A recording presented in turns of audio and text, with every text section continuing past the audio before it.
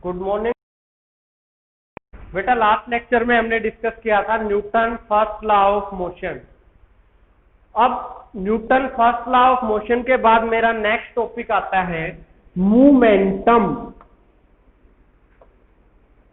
जो मोमेंटम की टर्म है ये बेस है न्यूटन सेकंड लॉ मोमेंटम के ऊपर ही बेस है सारा। तो मोमेंटम हम पढ़ के आए हैं। मोमेंटम क्या होता है इसको हम पी से डिनोट करते हैं। Momentum is the product of mass and velocity. It is the product of mass and velocity. P equals to m। Physical significance अगर हम जर्नल पढ़ें कि मोमेंटम होता क्या है, the amount of quantity of a matter in motion, कि किसी भी ऑब्जेक्ट की कितनी क्वांटिटी मोशन में है उसको हम क्या, या कोई भी बॉडी कितनी देर तक मोशन में रह सकती है, इसका मतलब वो इसका क्या है, मोमेंटम। कोई भी बॉडी कितनी देर तक किसमें रह सकती है, मोशन में, उसको क्या बोल देंगे, उसका मोमेंटम। जर्नल हम क्या लिखेंगे, it is the product of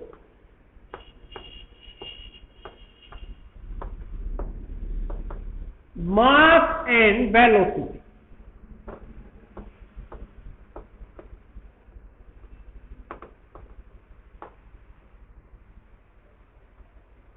the quantity of motion of a body.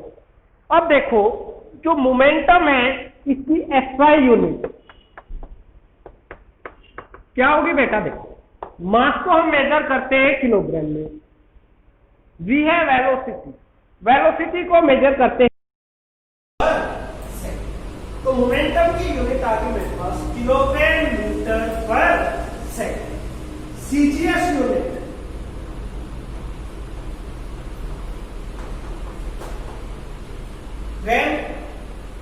Length को मेजर करेंगे सेंटीमीटर, टाइम को मेजर करेंगे सेकंड। ग्राम सेंटीमीटर पर सेकंड ये मेरी यूनिट है, CGS यूनिट ऑफ मूवमेंट। अब देखो मोमेंटम हम किसके लिए मेजर करते हैं कि कोई क्वांटिटी कितनी देर तक मोशन में रह सकती। Momentum depends on mass, P is directly proportional to m and P is also directly proportional to V। मतलब जिस भी बॉडी का मास ज्यादा उस बॉडी का मोमेंटम भी क्या होगा, ज्यादा। डायरेक्टली प्रोपोर्शनल का रिलेशन यही होता है, एक क्वांटिटी बढ़ रही है तो दूसरी क्वांटिटी भी क्या होगी, इंक्रीज होगी, बढ़ेगी। सेम वेलोसिटी, एक क्वांटिटी की वेलोसिटी इंक्रीज हो रही है तो उसका मोमेंटम भी क्या होगा, डायरेक्टली प्रोपोर्शनल में ये रिलेशन होता है ना। Higher the mass of the body more will be the momentum, higher the velocity of the body more will be the momentum. अब देखो मेरे पास एक बस है, एक है मेरे पास truck.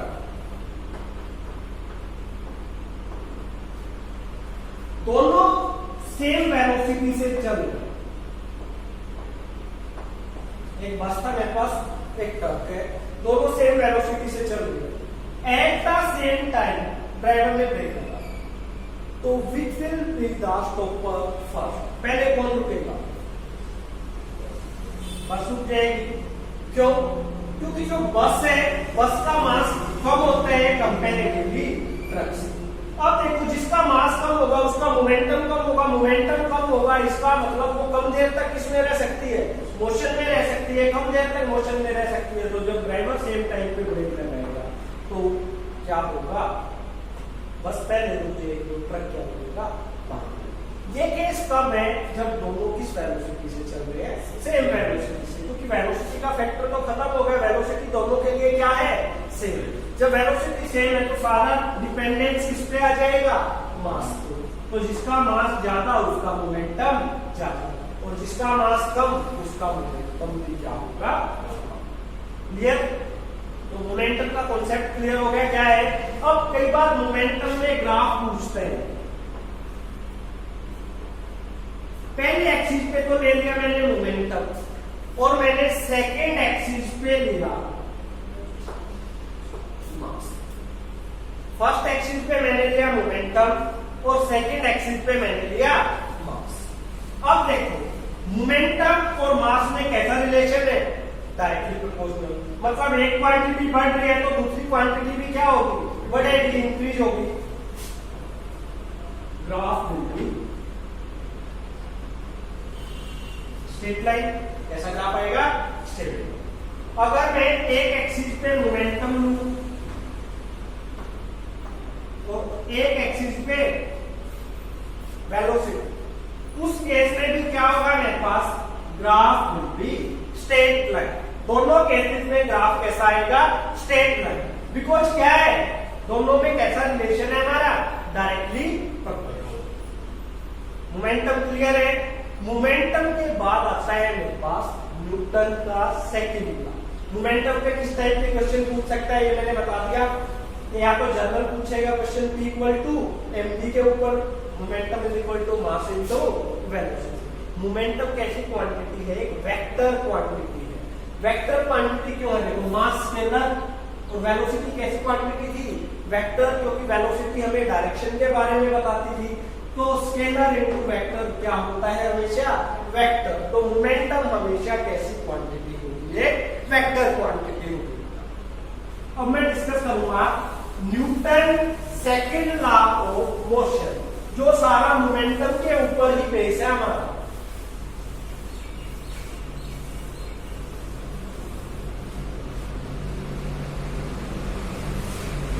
Newton second law of motion.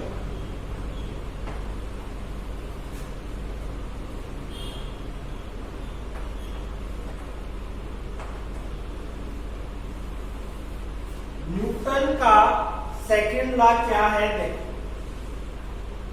ये बेस होता है मोमेंटम के ऊपर। उसने स्टेटमेंट दी, क्या statement the, this law states that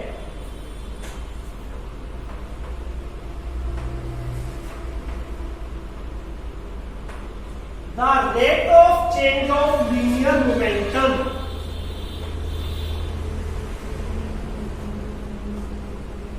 the rate of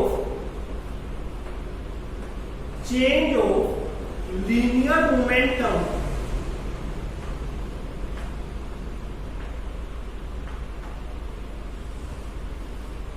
of a body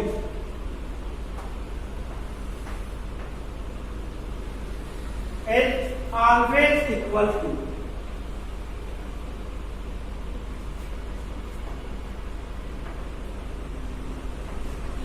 applied force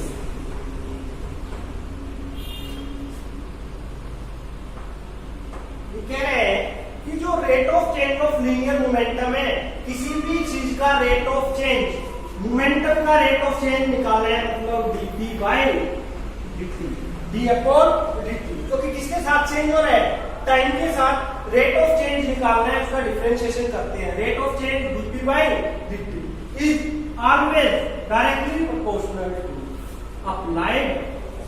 देखो कैसे, कोई भी एक क्वांटिटी, जैसे बुक की मान के चलो, मैंने इस बुक के ऊपर जितना ज्यादा फोर्स अप्लाई करूंगा उतनी ज्यादा मोशन में आएगी बुक, और जितना कम फोर्स अप्लाई करूंगा उतना क्या होगा, कम मोशन में होगी बुक। तो उस केस में क्या होगा, जिसकी फोर्स ज्यादा उसका मोमेंटम चेंज क्या होगा, ज्यादा। जिसकी फोर्स कम उसका चेंज इन मोमेंटम भी क्या होगा, कम। तो आगे ना dt by dt is directly proportional to f। Directly proportional के सिंबल को हटाने के लिए हम कोई प्रोपोर्शनलिटी कांस्टेंट लेके आते हैं कि f is equal to k dp by. अभी आप पढ़ के आए थे we know that p equals to m, होता है ना, momentum is equal to mass into velocity. Put करो यहां वैल्यू,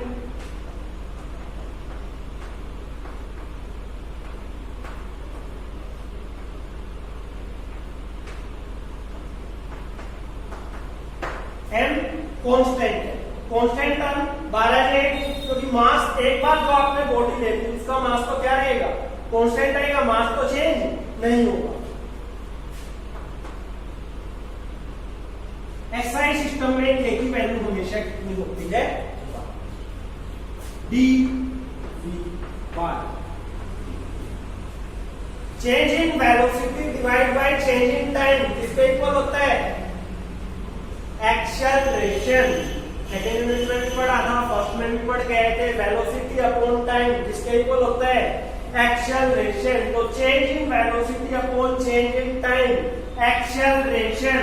तो अप्लाइड फोर्स आ गया मेरा मास इनटू एक्सेलरेशन।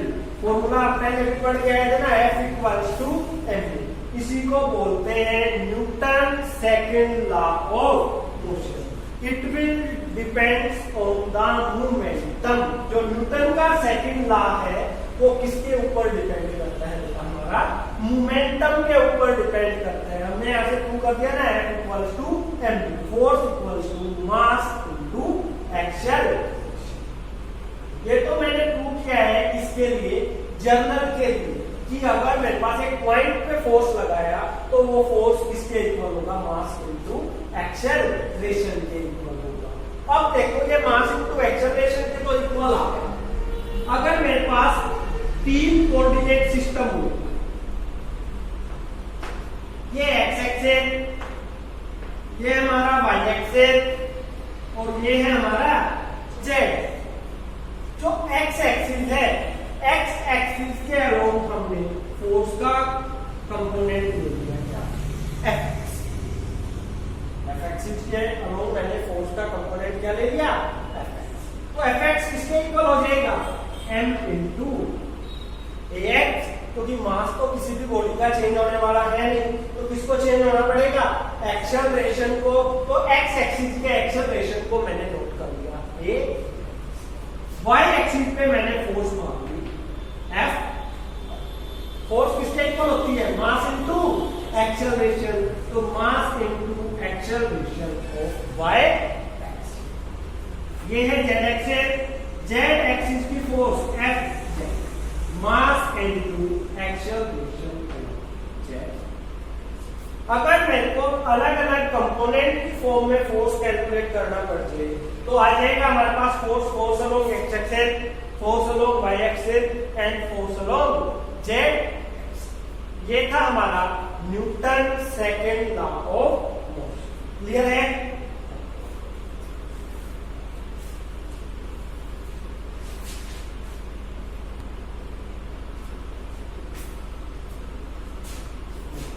मेरे पास है F equals to mv, force equals to mass into acceleration, है ना?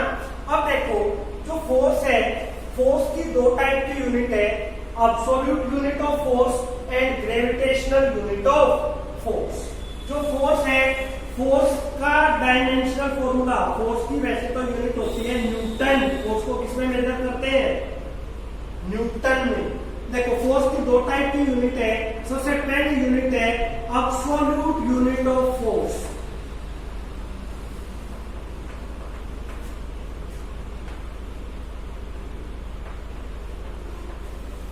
फोर्स की एब्सोल्यूट यूनिट क्या होगी हमारे पास?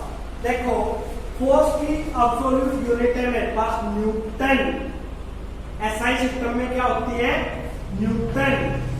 अब देखो 1 न्यूटन फोर्स किसको बोलेंगे? फोर्स की वैल्यू 1 न्यूटन कब होगी? F की वैल्यू 1 न्यूटन कब होगी?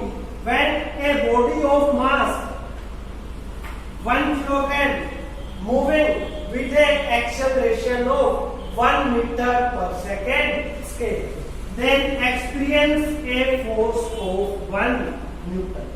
मेरे पास कोई 1 किलोग्राम की बॉडी थी, वो 1 किलोग्राम की बॉडी 1 मीटर पर सेकंड स्क्वायर एक्सेलरेशन से भाग रही है, मूव कर रही है, तो इसका मतलब वो बॉडी कितने न्यूटन फोर्स एक्सपीरियंस कर रही है सराउंडिंग में? 1। Clear? When a body of mass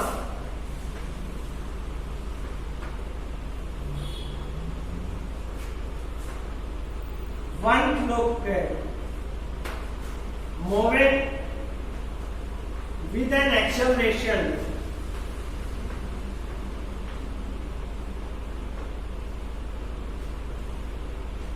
(1 meter per second), then experience a force of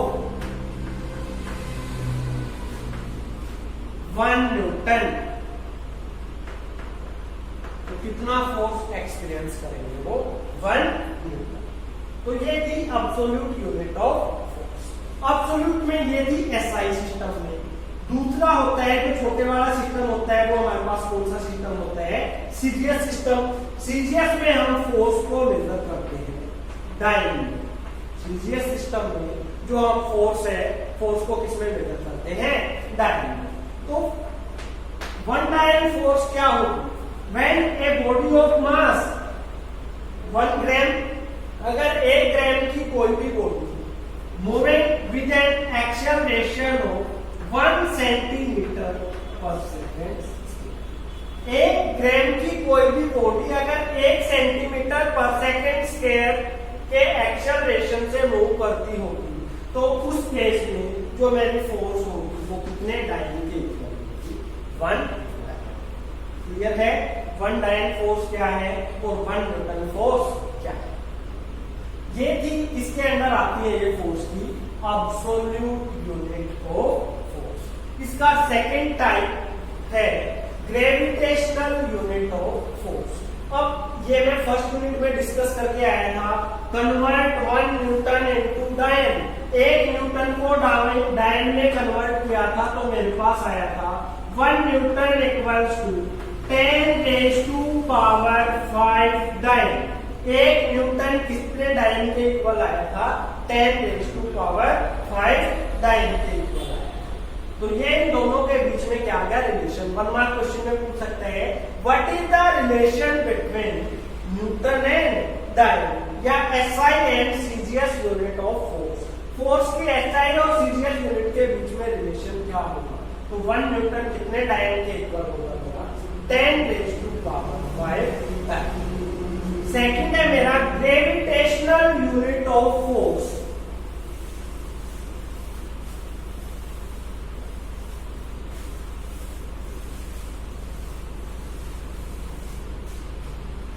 gravitational unit of force,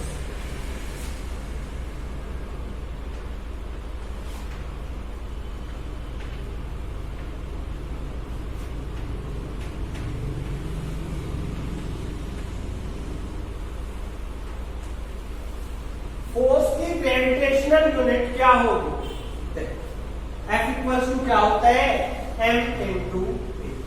when a body of mass 1 kilogram, when a body of mass 1 kilogram moving with an acceleration due to gravity, मतलब 9.8 metre पर second, then experience a force of 1 gravitational unit। 1 gravitational unit क्या होगी, 1 kilogram weight भी बोलते हैं उसको।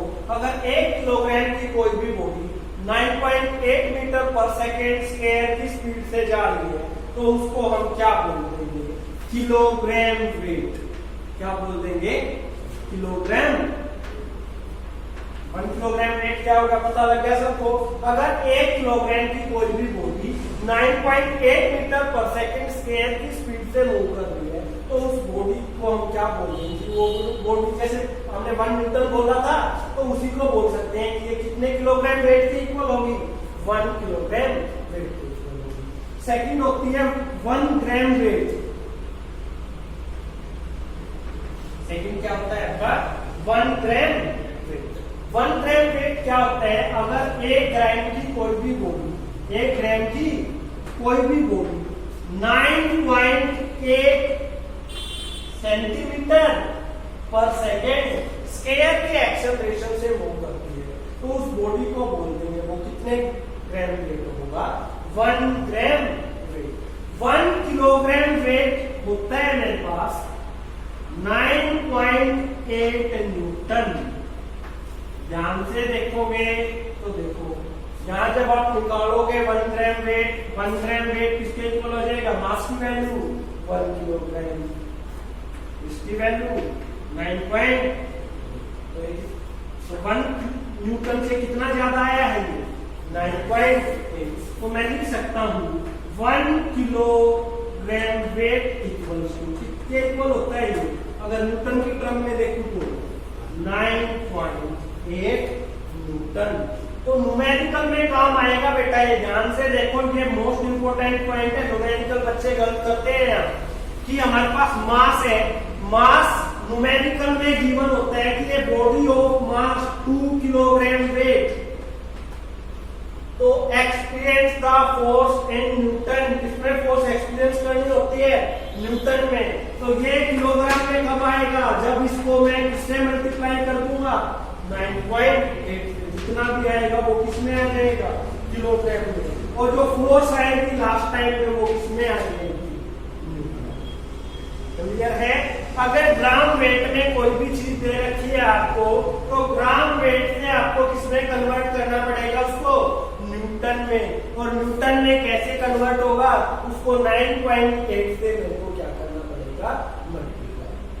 यहाँ खत्म हो जाता है बेटा मेरा न्यूटन का सेकेंड लॉ ऑफ मोशन। कल के लेक्चर में हम डिस्कस करेंगे कि जो न्यूटन का सेकंड लॉ है उसके कॉन्सिक्वेंसेस क्या क्या है, किस कारण से न्यूटन का सेकंड लॉ आया। एक तो फर्स्ट कॉन्सिक्वेंसेस तो मैं अभी बता दे रहा हूं आपको, छोटा सा है कि अब देखो कोई भी क्वांटिटी आई है आपके पास, तो उसका कोई ना कोई तो सिग्निफिकेंस हुआ होगा, कोई ना कोई तो सिग्निफिकेंट मेथड रहा होगा कि जिसके कारण न्यूटन का लॉ अप्लाई करना पड़ गया हमें। देखो फोर्स आया था, mass into action. First consequence है, नो फोर्स इज रिक्वायर्ड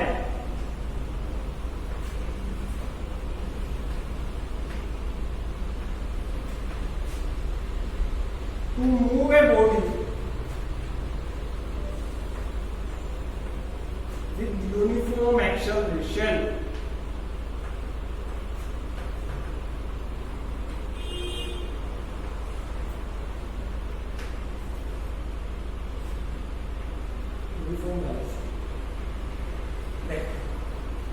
कोई भी बॉडी अगर यूनिफॉर्म वेलोसिटी से जा रही है, यूनिफॉर्म वेलोसिटी का मतलब क्या होता है कि वो अपनी वेलोसिटी चेंज नहीं कर रही, जिस भी वेलोसिटी से जा रही है वो velocity through out the journey क्या रह रही है, कांस्टेंट, सेम रह रही है। अगर आप 5 मीटर पर सेकंड की स्पीड से चले थे और आपने होल जर्नी 5 मीटर पर सेकंड की स्पीड से क्या कर दी, खत्म कर दी, तो आपका एक्सेलरेशन उस केस में कितना हुआ होगा, 0। क्यों, बिकॉज एक्सेलरेशन क्या होता है, rate of change of velocity. Acceleration होता है मेरा चेंज इन वेलोसिटी। क्या आपने होल जर्नी में वेलोसिटी चेंज की है, हमने वेलोसिटी थ्रू आउट चेंज